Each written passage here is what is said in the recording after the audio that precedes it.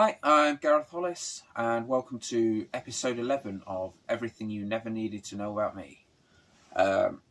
Thank you for persevering this far. I know not everything I've had to say has been overly pleasant, but if you made it this far, hopefully you're in for the duration. So, trigger warning again, suicide, we don't need to worry about that one anymore. And I'm sorry about the last episode. Sometimes you think you're over something and it just hits you all over again. So at some point I still am going to be talking about depression and assaults, and just bear in mind there's still the randomness of the random number generator, which is telling me what I'm going to talk about at any one time, and there is a good chance of some distractions, some going wayward and deviating from what I'm talking about, and potential for bad language as well. I've been quite good so far, but there's always the chance. So first subject, number 18.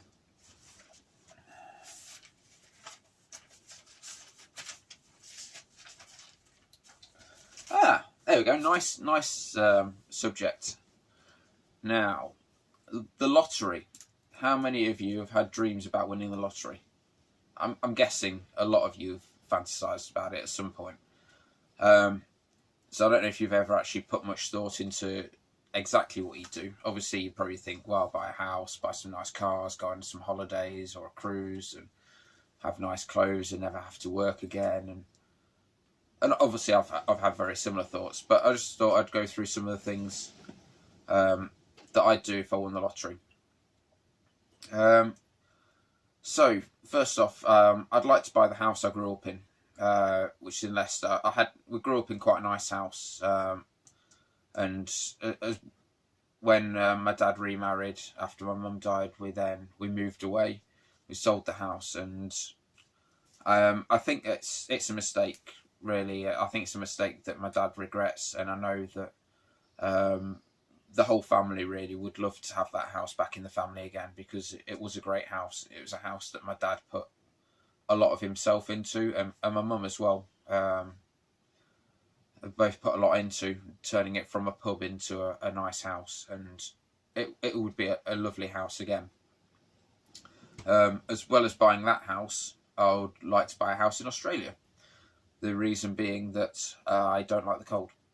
So what I could then do if I had a house in England and a house in Australia is I could spend spring, summer in the UK, and then as soon as it started getting cold, fly to the other side of the world and spend 6 months over there as their summer starts, and then just keep alternating backwards and forwards and never have to have winter again.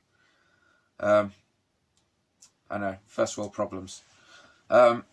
Obviously, if you've seen my other episodes, you probably know how much I like my cars. So, needless to say, there would be some interesting cars there. Exactly what, I don't know. But the three for definites that I definitely want. The van. Well, I've already got the van. So my VW, I'd just get it completely restored and modified exactly how I want it, though. And the same for the other two, actually. They'd be completely modified, gutted, rebuilt, and modified exactly how I want them. So that's a Citroen BX, the GTI 16 valve, the Phase 2 one, and also an old VW Beetle. I've written down Baja. It's not really a Baja. So Baja is like the Doom Buggy type, where it's got the stubby nose and the back cut off and big tyres and things. I want that at the back, but I never like the look of them on the front, so I'd have normal classic Beetle styling at the front with the lowered front end, and then just the back cut off with a Porsche engine in. My book, I wrote a book, well, in fact I wrote 3 books, a trilogy, 6 years ago, maybe 7 years ago. No, it must have been more than that. Anyway, a while ago, maybe 10 years ago now. It's called The Sandpit. It is on Amazon. It's It's not had a lot of people checking it out, and it probably isn't really that well written, in fairness. I basically had this idea for a film, and I thought, what do I do with this? And I wrote down exactly what I do. I thought, well, I wrote down what would happen in the film, and I thought, well, I don't know what to do with this. I don't know who to send it to, and I thought, well, what I'll do then, I'll write it into a book, like a short story, and hopefully, if someone might read it and think, you know what, this would make a good film, and get round it that way. So that was called The Sandpit. It was inspired after watching Hostel, which not an overly nice film actually, but it just got me thinking. I wonder, this sort of thing could maybe be happening in places and you wouldn't even know. Having finished that, I thought, right, put that to bed, and then almost instantly I started thinking, I wonder what, like, written from like someone else's point of view, and what would happen next, and end up writing a sequel. And then after I'd finished that, I ended up writing a prequel to the first one. So if I had the money, I'd get those edited and look at trying to get them published as a proper book. And then if there is a proper book, then who knows, maybe they could end up being a film. I think they'd make a good film, maybe not such a good book, because I suppose it'd be quite graphic. And maybe a lot of it wouldn't really work in pen and ink. But I also wrote a couple of children's books. And the problem with children's books is they're obviously quite heavily illustrated, and I'm not much of an artist. So I'd hire an artist to then get these books, try and get those published. So one is called The Unicorn and the Leprechaun, and the other one is called The Pirate Snowman. It'd be nice to have those published, and you know, it probably wouldn't even cost that much to get the illustrations done. If any of you are budding artists, get in touch. Maybe we could do something together and get these published. Yeah, it could happen. Who knows? Certainly, if I achieve fame and fortune, then I imagine books written by me would suddenly be a lot more interesting than they currently are. So next thing I've got is make sure all the songs that I've written get made, and not just, you know, passed off as collaborations like I've been trying to do before. Get them all made how I want them. Actually hire musicians and be part of the whole songwriting process. Because with collaboration, my point of view has been, I've written the lyrics, you're the songwriter, you go away, you make it how you want to make it, in whatever style you want to do it. I'm just grateful that you're taking the interest in me. You've liked my lyrics enough to want to turn them into a song. I'm not going to dictate how it happens, what you do with it from there on, because I am grateful. But if I had the money, then I'd try and make these songs sound like they sound in my head, because in my head, some of these songs are absolutely banging. They could be really good songs. To the point of view is, I'm probably actually my own biggest fan. Like, I'll catch myself like sing, you know, you're after showering, you're singing, I'll suddenly realise that's one of my songs. You know, I'm probably my own biggest fan. I actually really like some of my songs. But I suppose that's where the self-belief has got to come from, in that why else would I be doing this if even I don't like my songs? How can I expect anyone else to, I suppose? So that's the lottery side of things. I'm sure there's other things I do. When I was younger, we did it a few years. When I was about 15-ish, used to go on family holidays. Did it 2 or 3 times. Went to Turkey.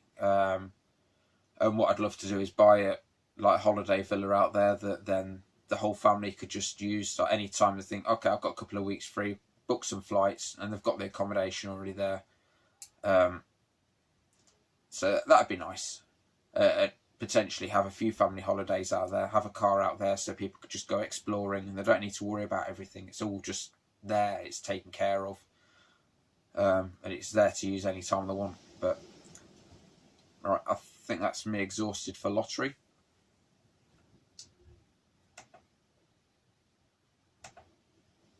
Number 1.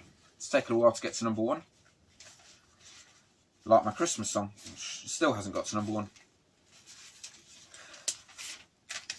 well, saying that it's not even recorded yet, so I mean that'd help, I suppose. So number one is family and childhood. So if you watch the last episode, you obviously already have quite a bit of background into some of it, at least. So I was born in 1982. I'm currently 37. I was born in Leicester. I don't remember the first house I was in because I was about 4 when we moved to a place called Stanton-under-Barden, near Colville. So Stanton-under-Barden is quite a small little village. Yeah, it's got one main street and some little branches coming off it. I can't remember. I imagine it's well under 1,000 houses. In fact, no, it's got to be under 1,000 because I used to deliver newspapers. Probably less than 400 actually, thinking about it. Although I assume it's probably bigger since we moved. So we moved there probably about 1986. The place we moved into was an old pub that my dad bought, and he ended up turning it into this 6-bedroom property with ensuite showers and sinks and 2 lounges and a big raised garden. Well, like I said in the when I was talking about the lottery, it's a house I would love to be able to put back into the family. It was great when we used to have any party, basically anything that was happening. It was always at our house because we had the space for it. Because it used to be a pub, you can imagine the amount of space it had. It had plenty of space to put people up as well. So I lived there. I've got 3.5 sisters, which I know sounds odd, but so my dad had been married before he met my mum, and so I've got an older sister who's a half sister, not only on my dad's side, and then I've got 3 younger sisters,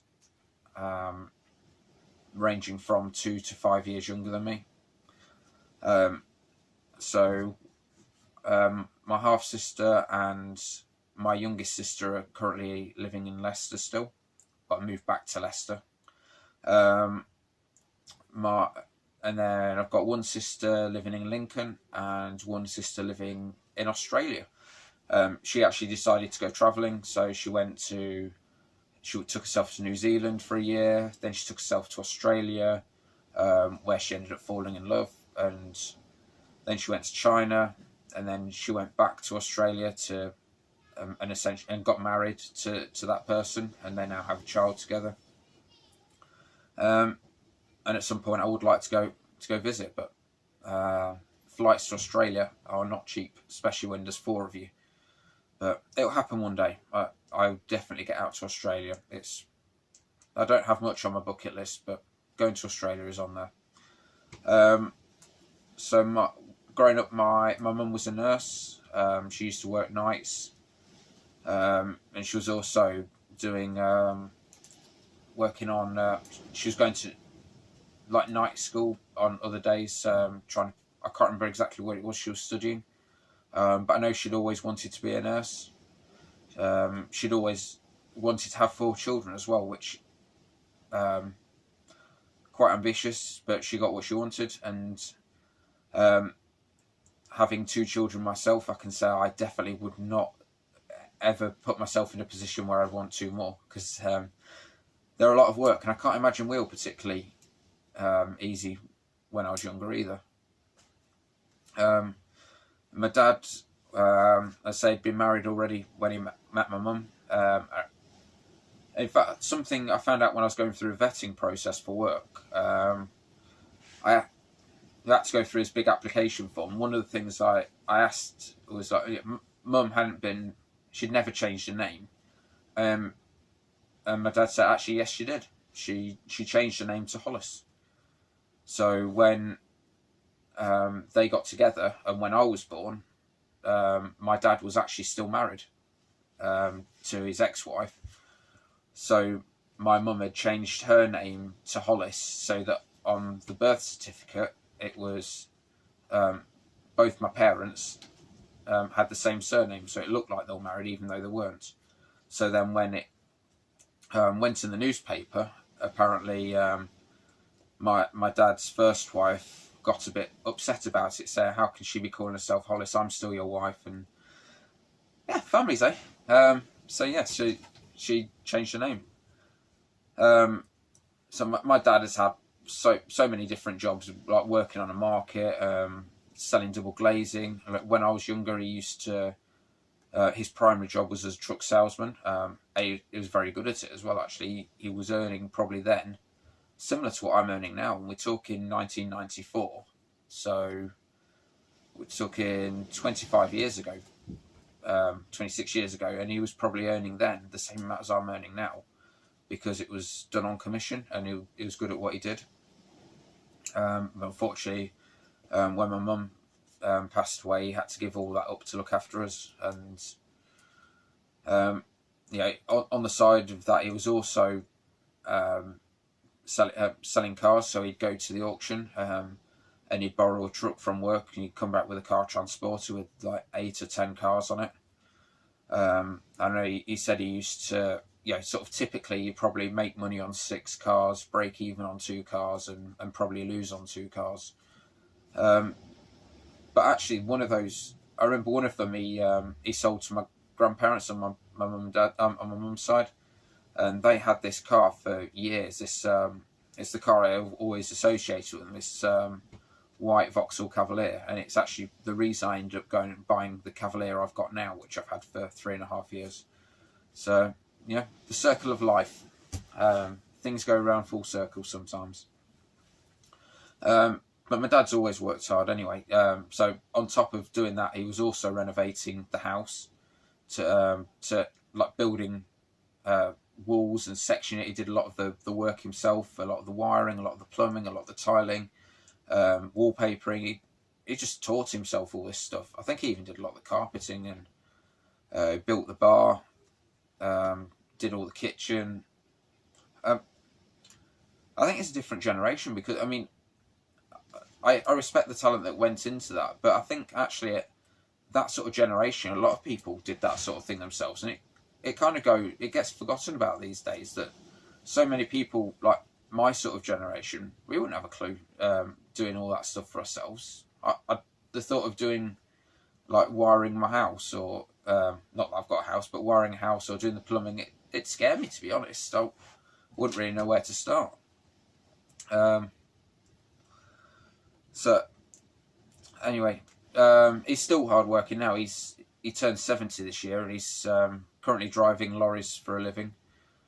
And he probably still does more hours than a typical person, even though he's now cut it down recently to try and take it a bit easier. He probably still puts in 40, 50 hours a week,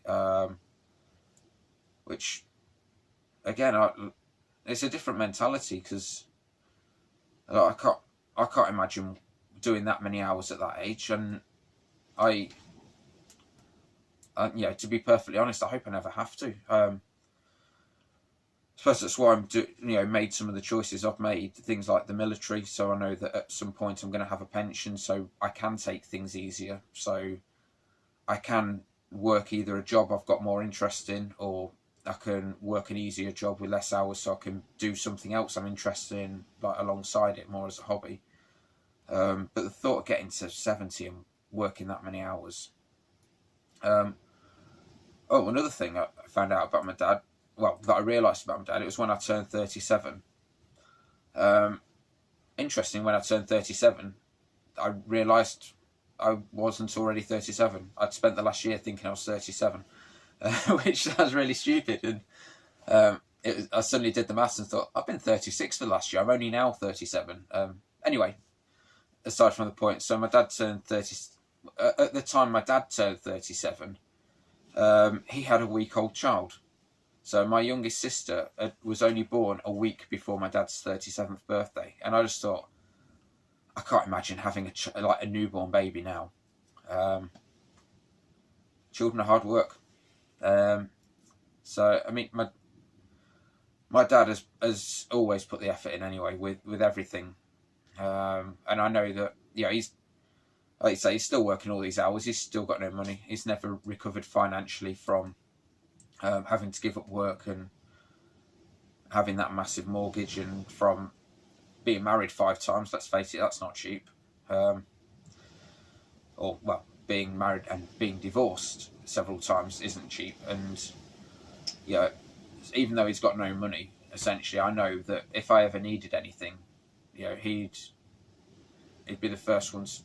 Yeah, he wouldn't even hesitate. If he could do it, he would do it. And, you know, I know loads of people say they've got the best parents in the world, but yeah, I've got the best dad in the world. And I'm sure if my mum was still around, you know, I'd be able to say I've got the best mum in the world as well. And I'm gutted she never got to meet my children, because she would have loved them. And I'm going to have to deviate slightly, because otherwise this is going to end up the same way the last video ended.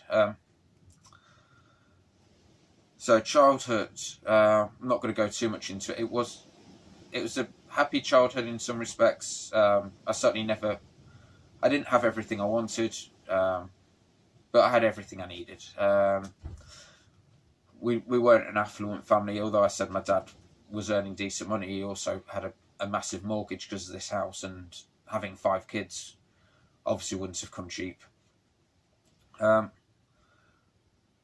I'm gonna cut it out. It's we've gone past the 20-minute mark, so I don't want to go too much into my childhood. Apart from anything else, I don't remember a lot of my childhood, and it pains me to say it, because I know that apart from obviously my mum passing away when I was 11, I know I otherwise had a pretty good childhood, and I kind of feel guilty, especially against my dad, that I don't remember a lot of it, and it is upsetting. But at the same time, it also means I can cut this video a bit shorter without boring you about stuff that actually probably isn't overly interesting anyway.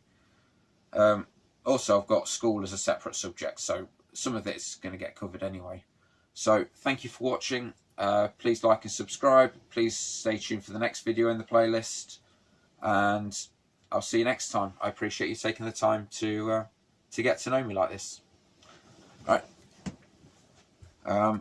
Hasta luego.